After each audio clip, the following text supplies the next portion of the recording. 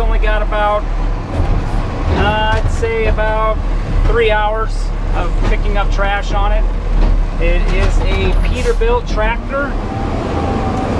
Everything on this truck is automatic. This truck levels the arms off as you dump it.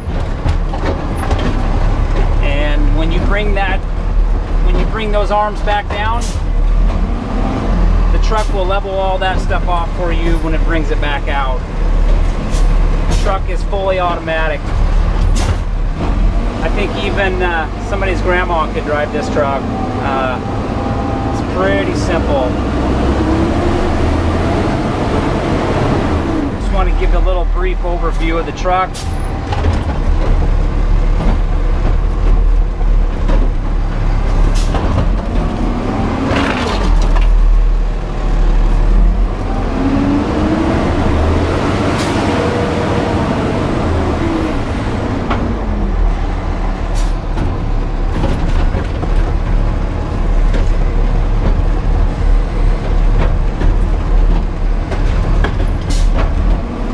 The dump, and everything is picture oriented in here. Like I said, it's pretty simple. I'll dump my bucket here. This truck has a joystick here, and you can see on it, it says Resi mode. If you hold the button on the back, there's a trigger on the back. If you hold that trigger and you push that Resi mode, you can look up here on this screen and you can see that it goes to auto dump mode. If you hold that button again, hit that Resi mode again, it goes to Resi can mode, which will allow you to operate your joystick.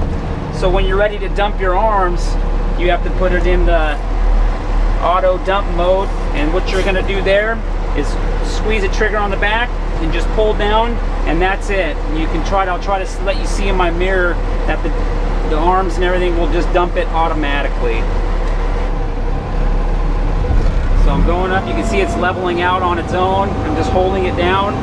See in the mirror up there, it just tucks it in, and then all I do here is push it forward just like that.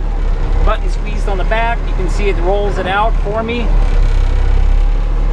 and it brings it down. It's a little bouncy. There's some delays on it and whatnot, but I suppose with any new hydraulics, it will smooth out after time. It's got the backup camera up here, just like any other garbage truck. It's got different cameras mounted on it, which I kind of like. The one that I'm seeing right now is my backup camera. Anytime you put it in reverse, it puts the backup camera on. When my backup camera is not on, I have it switched to the hopper.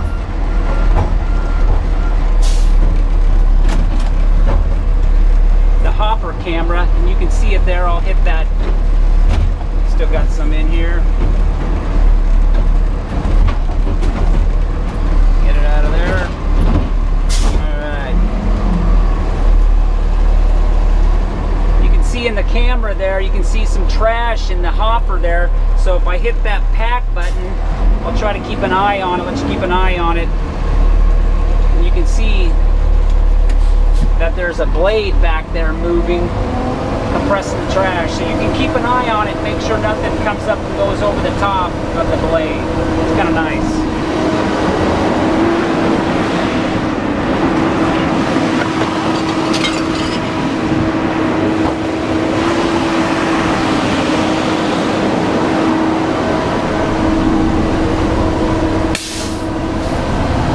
The truck does, the blade, it does cycle twice. It cycles 2 different times. And you can't put the truck in drive until the blade has done its cycle. The only way that you'll be able to move is if you kill the hydraulics and manually return it, then put it in drive. Otherwise, you have to wait for it to complete the cycle.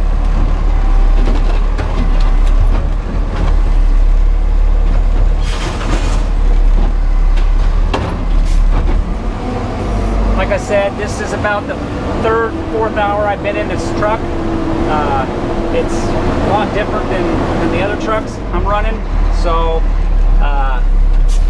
I've had my fair share this morning of knocking over totes. picking up trash off the ground. It's just now starting to get a little better, so hopefully the rest of my day will go pretty smooth.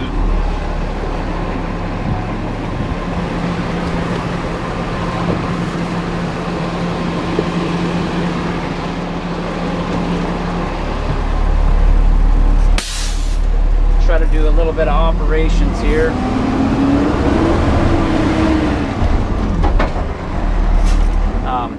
Looks like this truck has got multiple cameras. Right now I have it set to the hopper. You can see right there I changed it to the rear. There's, it looks like a side view off the tailgate, and then the side of the truck over here.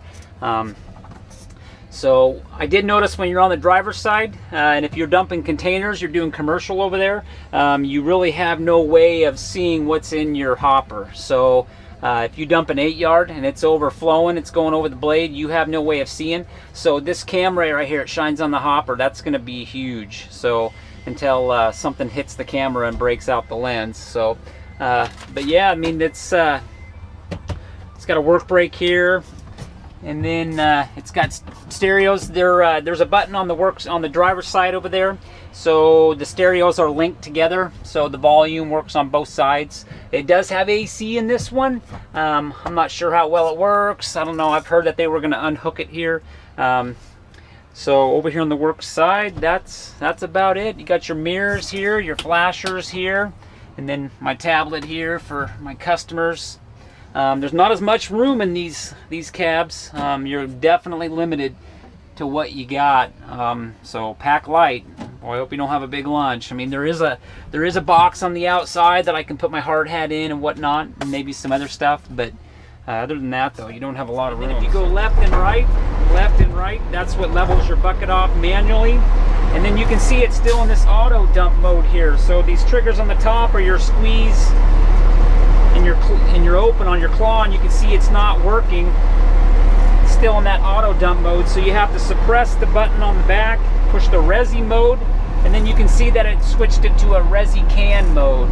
So now if I squeeze these buttons, you can see I have my functions here, and pulling down raises it up, goes forward. There is one thing I don't like about this truck. I don't know if they're all the same or what, but if you squeeze that claw, you can see after I let go of that joystick, that arm on that Corrado can goes out about another foot without you telling it to do that. So maybe it's just the hydraulics need to break in.